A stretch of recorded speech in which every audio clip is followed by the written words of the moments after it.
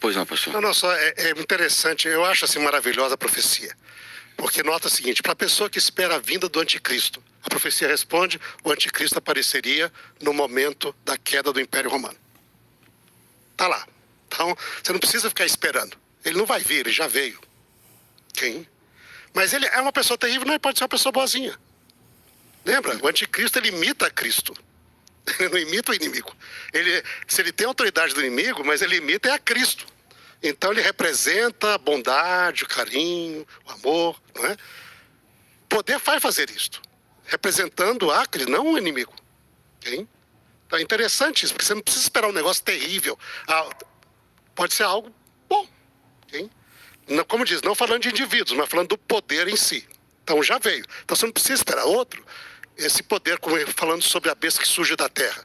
É interessante ver, quando eu me tornei adventista, eu dei esse estudo bíblico com um colega meu, que era universitário, eu falei assim, Reinaldo, esse negócio aí tá... O irmão dele falou, Reinaldo, esse negócio aí tá meio fora. Onde está a Rússia aí? Você está falando só de América, onde está a Rússia? Hein? E na época, 1979, a Rússia era muito forte ainda. Eu falei assim, olha, meu amigo, a profecia fala bastante da América, não focalizou outros, não. E depois, quando passou os anos, o que aconteceu? A gente já falou aqui, né? Caiu. Pode voltar a ter importância a Rússia? Pode. Okay? Mas o foco está na América. E o sinal que aparece não é nenhum conclave, etc, etc. É o decreto dominical pelos Estados Unidos como país. Este é o sinal. Não é nem coisa secreta acontecendo aqui, nem nada. Vai ser algo bem público.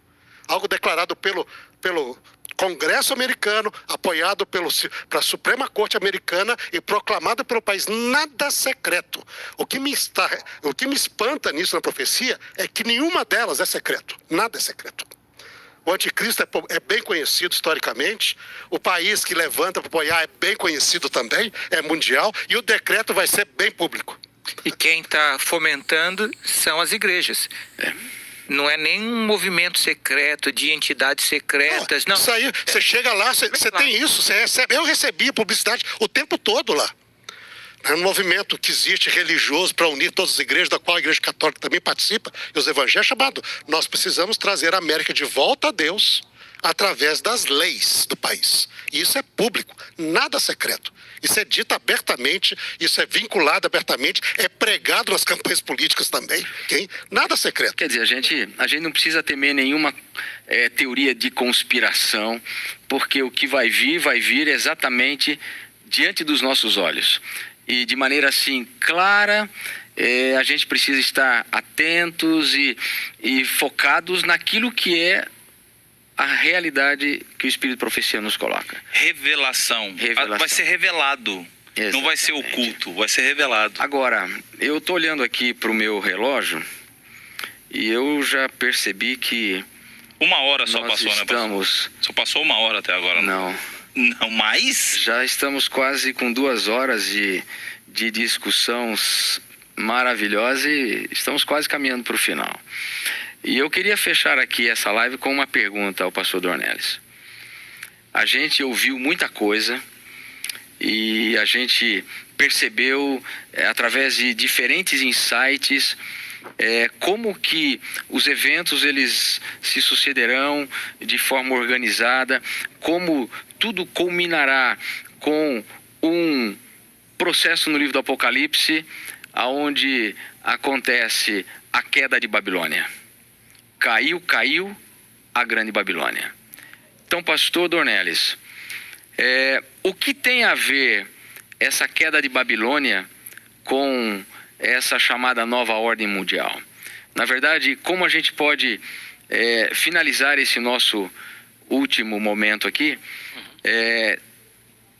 fechando com esse conceito? Tem alguma coisa a ver? A grande verdade é que ela cai. Muito bem, o tempo está adiantado, mas só um segundo permitindo uma merchandising, né? Quem tem interesse mais no assunto, eu recomendo buscar o livro O Último Império, A Nova Ordem Mundial e a Contrafação do Reino de Deus.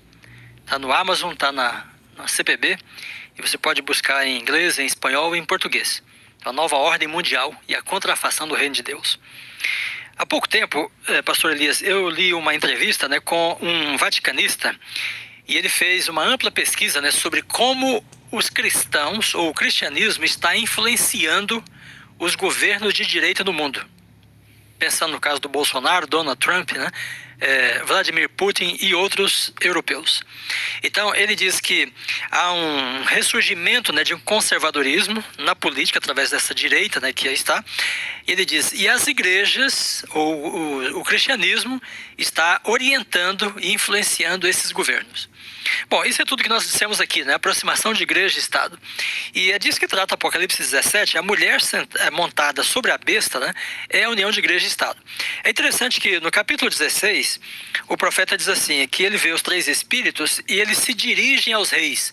Então, neste contexto, os reis e os espíritos estão separados, estão distanciados.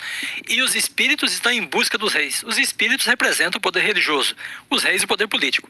Agora, quando avança para a visão do capítulo 17, mostra que eles foram bem-sucedidos no empreendimento deles. Porque aí os espíritos têm seu paralelo na mulher em Apocalipse 17. E os reis estão na figura da besta. Então, os espíritos buscaram os reis e conseguiram montar sobre eles.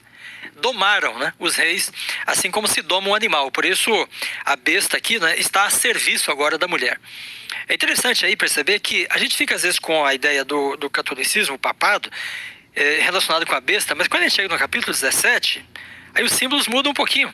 E a mulher representa o poder religioso das religiões todas, incluindo, né, o catolicismo.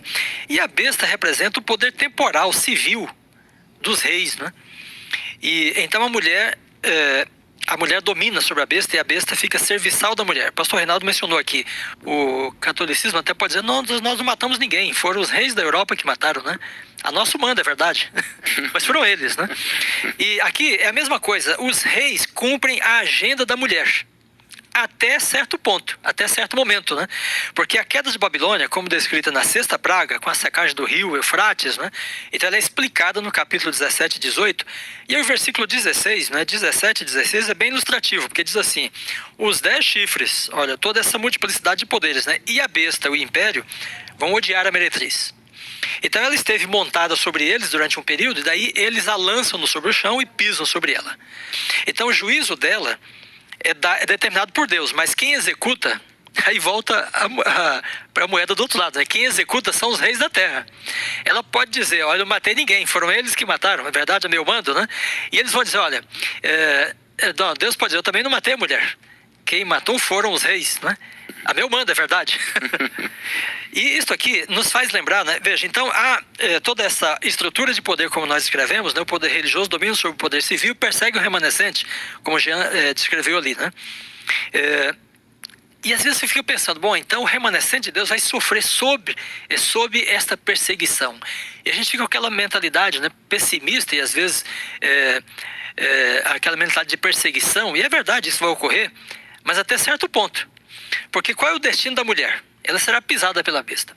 E aqui a gente pode se lembrar de alguns eventos anteriores. Por exemplo, lembra do evento de Daniel. Daniel no Império agora dos persas, né?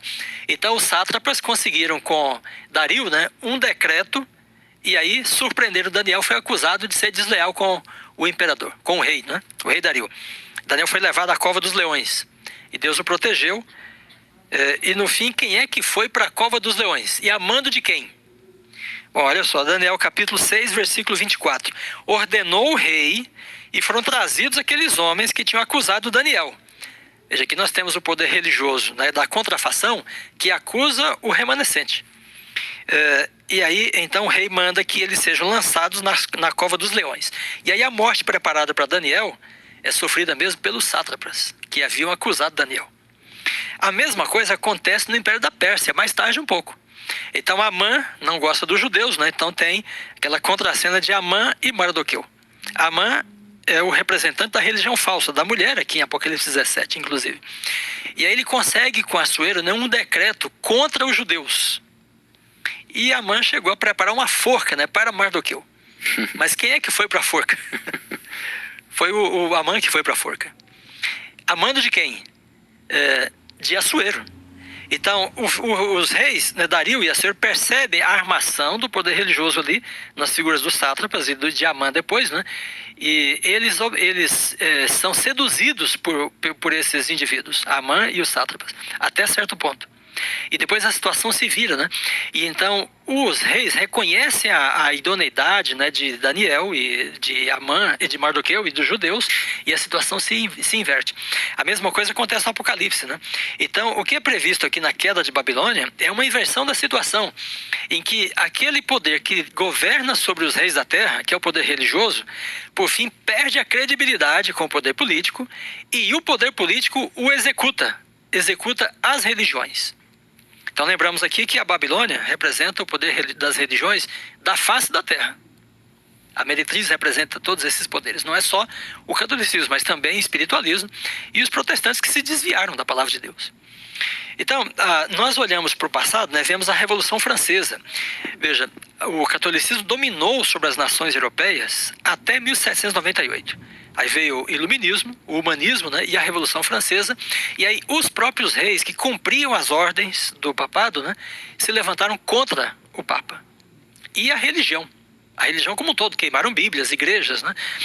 Então Apocalipse 17, com a queda de Babilônia, prevê uma reedição desta queda da mulher, né? Uma nova revolução, mas não só francesa, mas no mundo inteiro, em que o poder político, que foi dominado, seduzido, né, enganado pelo poder religioso, vai se levantar contra ele. E no fim até reconhece, né, a legitimidade do remanescente. Então a queda de Babilônia será um momento em que a nova ordem reconhece a legitimidade do remanescente e acusa, executa e destrói, né, o poder religioso que o enganou. Mas por fim os reis se depararão, por fim, com o rei dos reis. Porque o rei dos reis tem uma causa contra eles também. Eles são lançados também para o lago de fogo, né? Só um detalhe importante ver em toda essa estrutura. Qual é o nosso foco? Nós somos chamados como remanescente para alertar o mundo do engano, dessa autoridade que foi falado, para quando chegar o momento da decisão, as pessoas não serem enganadas. Se nós nos focarmos muito em detalhes de conspiração aqui e acolá, nós perdemos o grande foco desse engano, dessa autoridade que o dragão deu à besta. E aí poderemos ser enganados. Sem dúvida. Eu acho Elias, Pois não. Estamos com